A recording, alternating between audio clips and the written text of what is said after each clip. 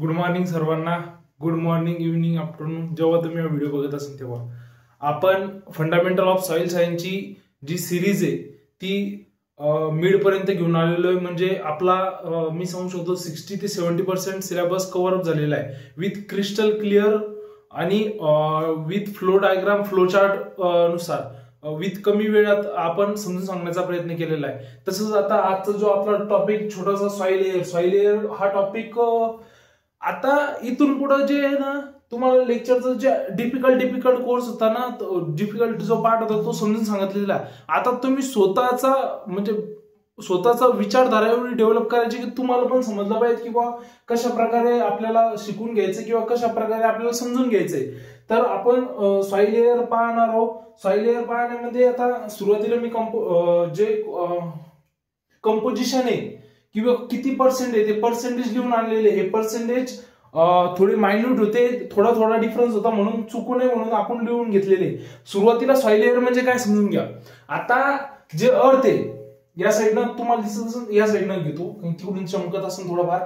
तर जे आपला अर्थचा जो क्रस्टचा जो भाग आहे ना, की सॉइल मध्ये काय होतं आपण बघितलं होतं. वॉटर 25%, एअर 25%, मिनरल 45% आणि ऑर्गॅनिक मॅटर 5%. हे सॉइलचं कंपोजिशन होतं. त्यात एअर किती आलं? 25%. सॉइल मध्ये जे म्हणजे किती म्हणू शकतो आपण, 25% एवढा पार्ट एअरचा आहे. तर मग एअर मध्ये काय आहे, कसं आहे, आता एवढं काही तुम्हाला समजून घ्यायचं काम नाही. एअर का जरुरी आहे? आता जे न्यूट्रिएंट आहे, जे वॉटर आहे, तेवढं जरुरी कोणताही क्रॉप घ्यायचा असेल किंवा कोणताही मायक्रो ऑर्गॅनिझम जगवायचं असेल. इव्हन आपण जे फर्टिलायझर टाकतो त्याचं पण जर फास्टली ऍब्झॉर्प्शन करायचं असेल प्लांटला तर एअर जरुरी आहे. बरोबर आहे. एअरचं इम्पॉर्टन्स एवढं आहे की त्याच्याशिवाय झाड जगू शकत नाही. आत्ताची आपण कंडिशन पाहिली, ह्या वर्षी जास्त पाऊस पडला.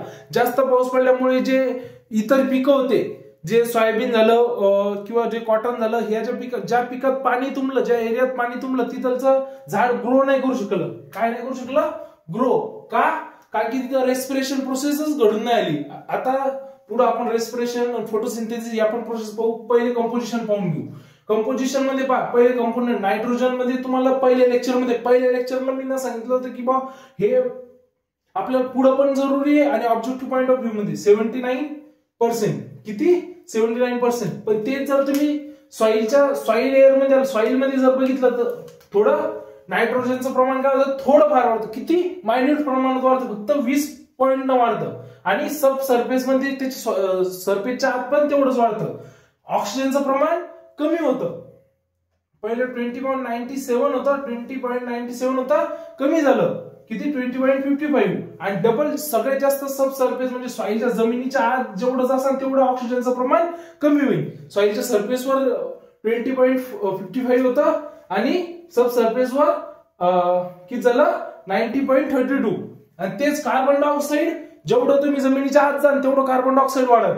म्हणजे पहिले 0.03 म्हणजे ऍटमॉस्फिअर मध्ये काहीतरी मायन्यूट आहे. त्यानंतर 0.25 किती वाढलं बघा. आणि 1.48 म्हणजे जेवढं तुम्ही आत जासाल तेवढं कार्बन डायऑक्साईड वाढेल, जेवढं तुम्ही आत जासाल जमिनीच्या तेवढं ऑक्सिजन कमी होईल. ओके, समजलं असं. ओके, आता दुसरा मुद्दा आहे सर की याचं जे ऍटमॉस्फिअर मधून गॅसेसचं एक्सचेंज कसं होतं. तर दोन प्रोसेस सांगतो ज्या की तुम्हाला माहिती आहे.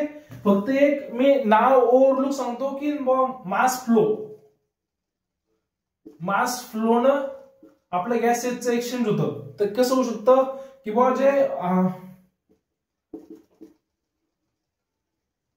Higher concentration to lower concentration. आता तुम्हाला माहिती की हायर कन्सन्ट्रेशन पासून लोअर कन्सन्ट्रेशन कडे जे एअर आहे ते ट्रान्सफर होऊन जाते. आणि दुसरी प्रोसेस येत होते डिफ्युजन. डिफ्युजन प्रोसेस मध्ये पण सेम टॅक्टिक आहे, फक्त हे सिंगल पार्टिकल साठी होते किंवा सिंगल किंवा लो किंवा कमी पार्टिकल साठी होते, आणि याचं जे हे बल्क पार्टिकल साठी होते. ओके, हे समजलं दोन प्रोसेस कोणकोणचे एक्सचेंज होतात त्या. त्याच्यानंतरची जी आता महत्वाचा मुद्दा येतो फॅक्टर अफेक्टिंग सॉइल एअर. आता फॅक्टर अफेक्टिंग सॉइल एअर हा प्रश्न हर वेळेस विचारला जातो. असं म्हणा की बा सगळ्यात आवडता विषय की बा तुम्हाला खरंच सॉइल एअर समजली का नाही. आता फॅक्टर कोणकोणचे अफेक्ट करतात. सुरुवातीचा जो फॅक्टर आहे ते रेस्पिरेशन. रेस्पिरेशन कशाचं. आता रेस्पिरेशन कोणाचं, प्लांटचं. काय करतं रेस्पिरेशन मध्ये प्लांट. आता तुम्हाला दोन कन्सेप्ट माहित असेल. फोटोसिंथेसिस मध्ये डे टाइमला ऑक्सिजन रिलीज करतं प्लांट आणि कार्बन डायऑक्साईड घेतं. ओके, पण तेच रेस्पिरेशन मध्ये रात्रीच्या टाइमला ऑक्सिजन घेतं आणि कार्बन डायऑक्साईड काय करतं, रिलीज करतं. ओके, समजलं की रेस्पिरेशन प्रोसेस मध्ये झाड ऑक्सिजन घेतं आणि कार्बन डायऑक्साईड रिलीज करतं. ओके, हे फोटोसिंथेसिसची प्रोसेस किती केव्हा होती, डे टायमिंगला. तिच्यात काय होतं, ऑक्सिजन रिलीज करतं. आणि हे नाईट टाइमला होतं, तिच्यात ऑक्सिजन काय करतं, ऍब्सॉर्ब म्हणजे आपल्यावानी श्वास घेतात ते. ओके, नाईट टाइमला म्हणजे मायन्यूट प्रकारात घेतात. असं नाही की फक्त रूट. मग ती प्रोसेस कुठं घडून येते, रूट पार्ट मध्ये. मग रूट पार्ट मध्ये घडून आल्यामुळं ते फॅक्टर अफेक्ट करतं की बाबा रूट मधलं जे जमिनीत जे रूट आहे त्या रूट मधून जर ऑक्सिजन जर घेत असेल तर ऑक्सिजनची कॉन्सन्ट्रेशन ही कमी होते आणि कार्बन डायऑक्साईडची कॉन्सन्ट्रेशन ही वाढते.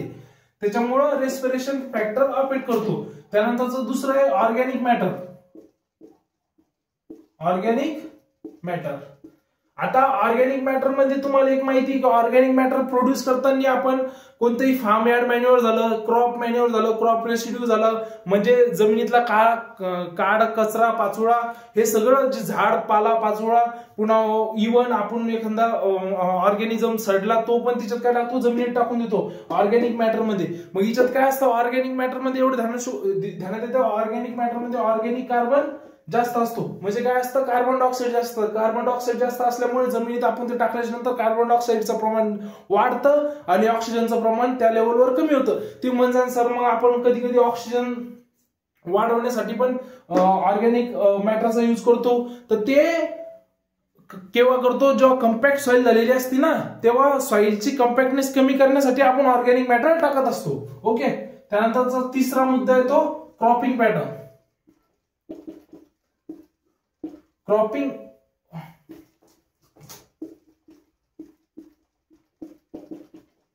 आता या सेम मुद्द्यावर आहे की ऑक्सिजन कुठं कमी पडतं आणि कार्बन डायऑक्साईड कुठं वाढतं.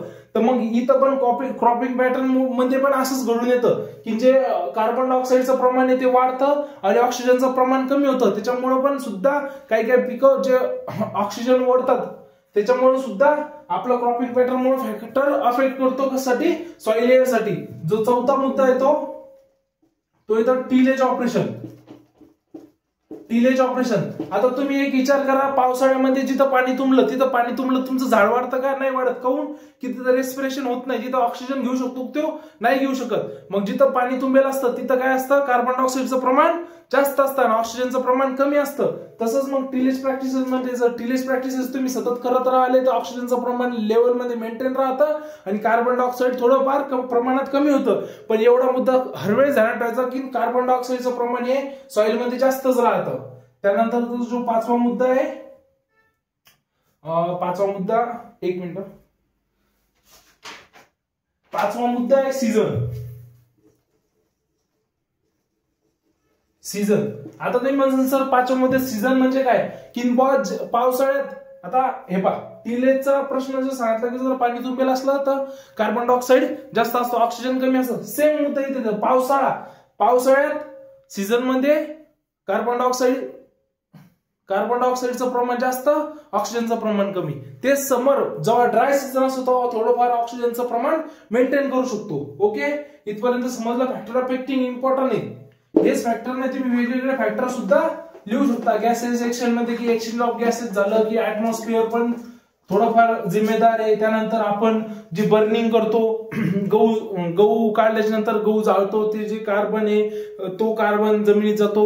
त्यानंतर नागाटी केल्यानंतर तो कार्बन आत जातो, त्याच्यामुळे सुद्धा आपलं कार्बनचं प्रमाण वाढतं. हे तुम्ही लिहू शकता, पण एवढं ध्यानात ठेवायचं लिहिताना कधी पण कार्बनला थोडं ग्रेटरच सोडायचं सॉइल लेअर मध्ये. त्याच्यानंतर याचं आता कोण्या गोष्टीचे फॅक्टर ऑफ इफेक्टिव्ह पाहिले तर मग इम्पॉर्टंट बघणं पण जरुरी आहे. तर इम्पॉर्टंट काय इम्पॉर्टंट आता एकच पाहायला लागलो सॉइल लेअरचं म्हणजे गॅसेस एक्सचेंजचं. तर इम्पॉर्टंट काय प्लांट ग्रोथसाठी,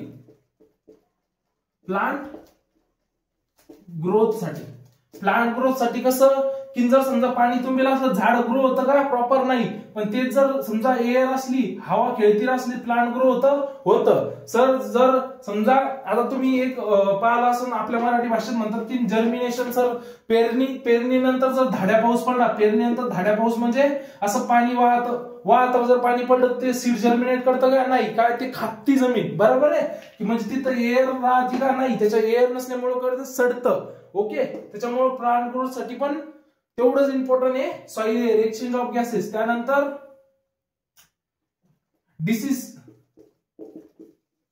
डिसीज अँड पेस्ट.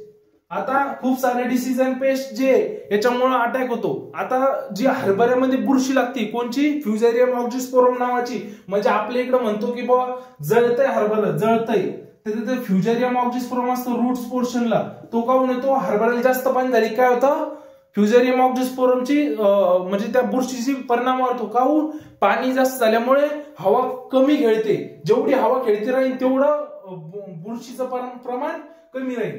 एवढं समजलं.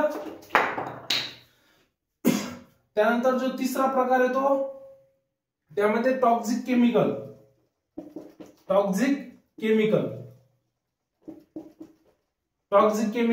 जर हवा जर खेळती नाही राहिली तर जे टॉक्सिक केमिकल रिलीज होतात जमिनीतून सुद्धा, तर मग त्यासाठी पण तेवढंच इम्पॉर्टंट आहे. त्याच्यानंतरच जे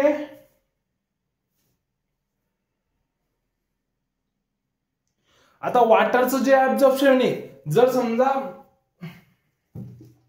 वॉटरचं ऍब्झॉर्प्शन कधी होतं, जर खूप तुम्ही एखादं झाड पाण्यात डुबून ठेवलं तर ते काय होतं जळून जातं सडून जातं बरोबर आहे. तर वॉटरचं ऍब्झॉर्प्शन होण्यासाठी पण काय लागते एअर रिक्वायरमेंट असते, एअरची रिक्वायरमेंट असते. Water and nutrient absorption.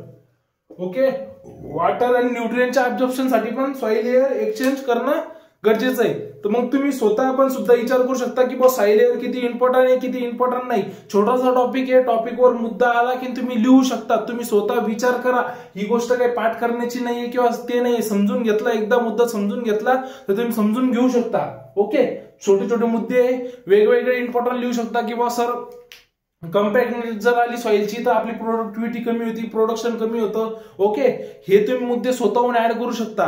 त्यानंतर सर जर आपण एखादं फर्टिलायझर टाकलं, जर सॉइल मध्ये एरिएशन जर नसेल तर रूट झोन पर्यंत पडणार नाही, रूट पर्यंत पडणार नाही. हे पण तुम्ही हा मुद्दा पण ऍड करू शकता. त्यानंतर प्रोडक्शन यील्ड कमी होती. आता यावर्षी यील्ड कसं काय कमी होईल, जास्त पाऊस पडला तो एक प्रॉब्लेम तर आहे. त्याच्यामुळे सडलं का ते नाही, एक तर सडलं, दुसरं प्रमाण जास्त पाऊस पडल्यामुळे काय झालं, झाड जेवढं पाहिजे तेवढं ग्रो नाही झालं, जेवढं पाहिजे तेवढं ग्रो नाही झालं. मग यील्ड आली का नाही आली सर, शेंगा लागल्या का सोयाबीन नाही लागल्या सर. तर मग ते दिसून आलं ना. हे स्वतः तुम्ही रिलेट करत चला की जिथं पाणी तुंबेल तिथं मर रोगाचं प्रमाण वाढतं बरोबर आहे. मग काय होतं, ते फ्युजेरियम नावाची बुरशी म्हणा किंवा दुसऱ्या नावाच्या बुरशीचा अटॅक वाढतो.